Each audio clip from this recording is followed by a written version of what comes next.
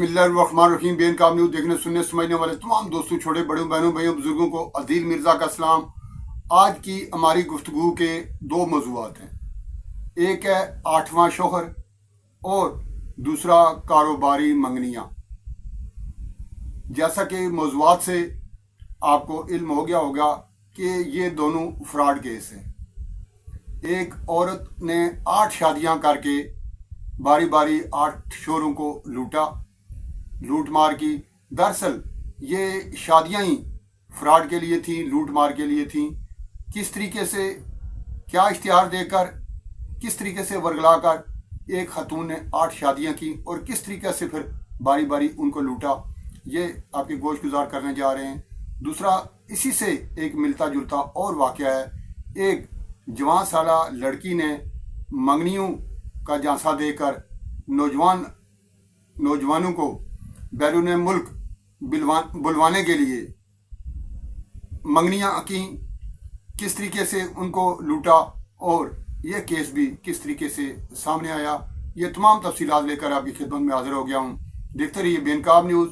Channel subscribe कर लीजिए और अगर हो सके तो आगे दोस्तों को।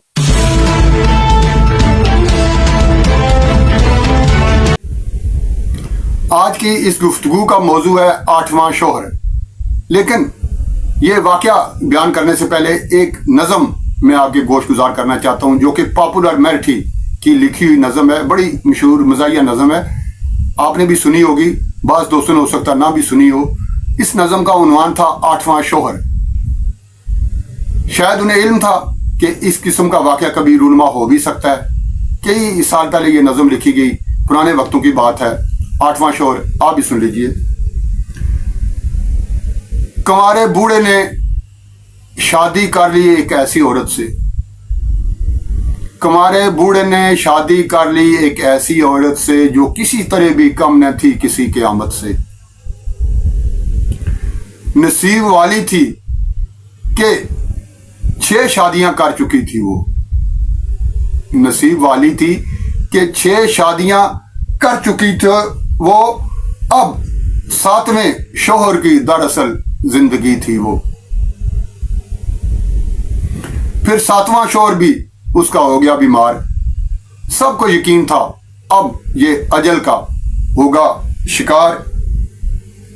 ये बात सुनकर वो औरत ज़ारो कतार रोने लगी।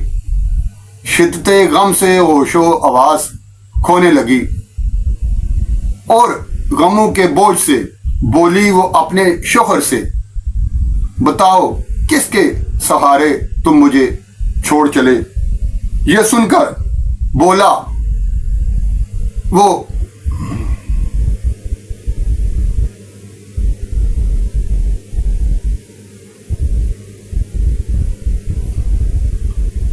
ये सुनकर बोल उठा उससे बेज़बान शोहर के तुम्हें सहारा देगा अब 8वां शोहर। यह नज़म उन्होंने बहुत पहले लिखी थी, लेकिन ऐसा ही वाक़या एक भारत में रूनुमा हो गया है। एक खातून ने बेहक वक्त 8 खामतों को भुगता दिया। उसका तरीका वारदात क्या था? उसने सोशल मीडिया पर एक इश्तिहार चलाना।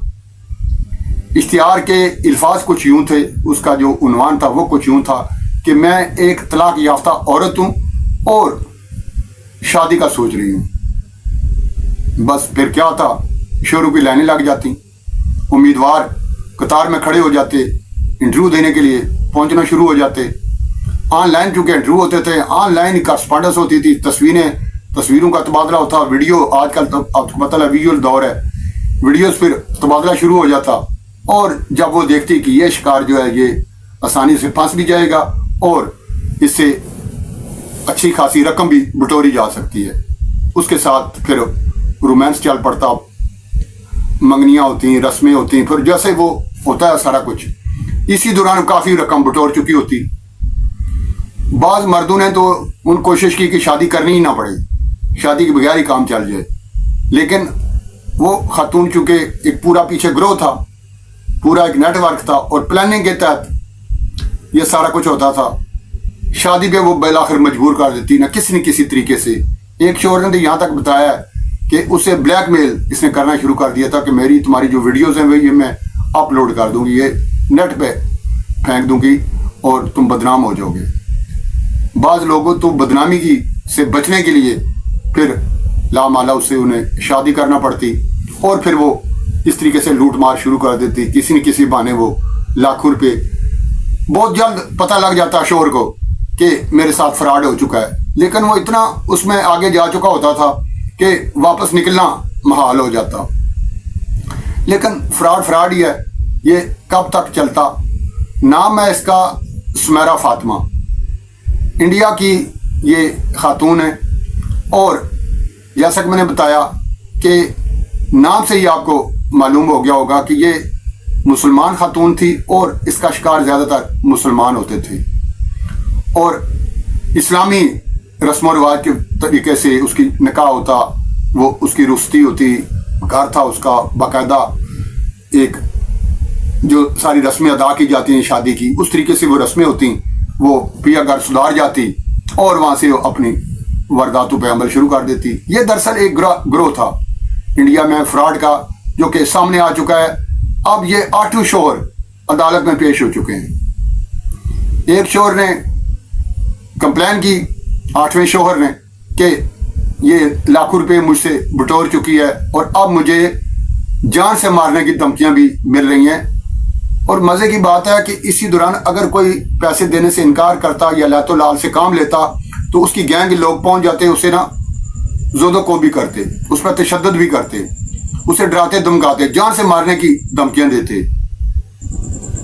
ایک شخص بالآخر اس نے دروازہ کھٹکایا قانون کا اور وہ تھانے پہنچ گیا۔ اس نے جا کر بتایا کہ میرے ساتھ یہ ہو گیا ہے، میرے ساتھ فراڈ ہو گیا ہے، اب میری ان لوگوں سے جان چھڑوا دیں۔ تو جب بات اوپن ہوئی، بات پھیلی، تو 8 شوہر عدالت میں پہنچ گئے، اور بتایا جاتا ہے کہ کئی شوہر اور بھی ہو سکتے ہیں۔ وہاں کے جو وکلاء ہیں اور جو پولیس کے حلقے ہیں ان کا یہ کہنا ہے کہ مزید لوگوں کی بھی تلاش ہے جن کو اس گروہ نے لوٹا ہوا ہے، لیکن جو ثابت ہو چکے ہیں، جنہوں نے اپنے کیس دائر کر دیے ہیں اور عدالت میں اپنے بیانات ریکارڈ کروا دیے ہیں، وہ 8 لوگ ہیں، اور 8 لوگوں کے ساتھ ایک جیسی ہی واردات ہوئی ہے۔ طریقہ کار جیسا کہ میں نے بتایا، اشتہار جاری کرنا کہ میں ایک طلاق یافتہ عورت ہوں، شادی کا سوچ رہی ہوں، اور پھر لینے لگ جاتی، پھر وہ شادیاں رچاتی، لوٹ مار کرتی۔ اب وہ خاتون پکڑی جا چکی ہے، کئی بہانے اس نے کیے، اسپتال سے وہ غائب بھی ہوئی، کسی پرائیویٹ اسپتال میں چلی گئی کیونکہ زچگی کے دور سے وہ اس وقت گزر رہی تھی۔ وہ بچے کے بہانے وہ انسانی حقوق کی جو تنظیمیں ہیں ان کی مدد لے کر، کافی چونکہ یہ منظم گروہ تھا، سارے معاملات کا انہیں علم تھا، لیکن بکرے کی ماں کب تک خیر مناتی ہے، ایک دن چھری کے نیچے آتی ہے۔ بالآخر یہ خاتون چھری کے نیچے آ گئی، پکڑی گئی، جیل بھیج دی گئی، اور اب اس پہ یہ کیس چل رہا ہے۔ دوسرا واقعہ بھی بھارت کا ہی ہے۔ ایک ہرپریت کور نام کی لڑکی ہے جو کہ تعلیم کے ویزے پہ کینیڈا گئی تھی۔ باپ اس کا ہے نہیں، ماں ہے سکھ درشن کور ان کا نام ہے، منپریت سنگھ ایک ان کا بھائی ہے، اور اشوک کمار بھی دوسرا بھائی ہے۔ یہ پوری فیملی گھر میں ہی انہوں نے ایک گینگ بنائی ہوئی تھی۔ طریقہ واردات ان کا یہ تھا کہ وہ بھی سوشل میڈیا پہ اشتہار دیتے کہ جو لوگ کینیڈا جانا چاہتے ہیں، جو لوگ نہیں، کینیڈا جانے کے لیے نوجوان، ایسے نوجوان کی ضرورت ہے جو ہماری لڑکی سے منگنی کر کے کینیڈا جا سکے۔ لڑکی ہماری جو ہے وہ انڈین لڑکے سے شادی کرنا چاہتی ہے۔ لڑکی جینون تھی، کینیڈا میں پڑھ رہی تھی، لڑکی کی تصویر بھی شیئر ہو جاتی، ان کو دکھا دیتے، گھر والے راضی ہو جاتے، پھر اس طریقے سے ان سے وہ پیسے بٹورنا شروع کرتے تھے۔ منگنی ہونے سے پہلے ہی کچھ ایڈوانس مانگ لیتے، پھر منگنی کی رسم کے لیے پیسے بٹورتے۔ وہ دیکھتے جتنا بھی اس کے سے پیسہ بٹورا جا سکتا ہے، کیونکہ وہ فراڈ کی نیت سے وہ کرتے تھے، منگنی تو انہوں نے کرنی نہیں تھی، یہ تو محض ایک دکھاوا تھا۔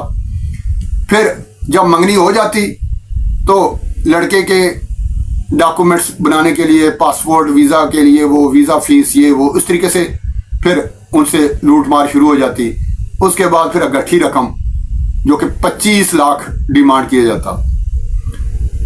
پھر 25 لاکھ ایک دم نہیں ہوتا، گاؤں کے جو لوگ ہیں کئی لوگ زیورات بیچتے، گھر بیچتے، زمینیں بیچتے۔ ایک نے کہا کہ میرے پاس 6 کلے زمین تھی، میں نے 6 ایکڑ زمین تھی، میں نے 2 ایکڑ بیچ کر پیمنٹ کی، 18 لاکھ تقریباً وہ صاحب دے چکے تھے۔ پھر یہ بانڈا کیسے پھوٹا؟ بانڈا اس طریقے سے پھوٹا کہ لڑکی کی ماں زیادہ پڑھی لکھی نہیں تھی، اس سے کچھ غلطیاں ایسی ہو جاتی تھیں کہ باتوں میں، یا وہ جو کارسپونڈنس کرتی تھی، میسج کرتی تھی، میسج کیا اس نے اپنی بیٹی کو کہ اب ایک نئی منگنی تمہاری فلاں جگہ کرنے جا رہے ہیں، لڑکا ایسا ہے، جو بھی اس نے تفصیل بتائی، وہ میسج کرنا تھا اس نے اپنی بیٹی کو کر دیا۔ پہلے کسی لڑکے کے ساتھ منگنی کی ہوئی تھی جس کے ساتھ وہ بٹور رہے تھے پیسے، جس سے بٹور چکے تھے، بلکہ اب وہ تیاریاں کر رہا تھا کہ میں کینیڈا کے لیے اڑان بھروں گا۔ اس لڑکے کو یہ میسج چلا گیا، اور اس میسج میں ڈیٹیل تھی کہ جس نئی جگہ منگنی ہو رہی ہے اس کی ڈیٹیل تھی اس لڑکے کی ساری اس میں، اور تاریخ بھی دی ہوئی تھی کہ فلاں تاریخ کو کریں گے، اتنی رقم وہاں سے ملنے کا امکان ہے۔ تو جب منگنی ہو رہی تھی تو وہ پہلے والا منگیتر اپنی پوری فیملی کے ساتھ، اپنے رشتہ داروں کے ساتھ اور پولیس کو لے کر وہاں پہ پہنچ گیا۔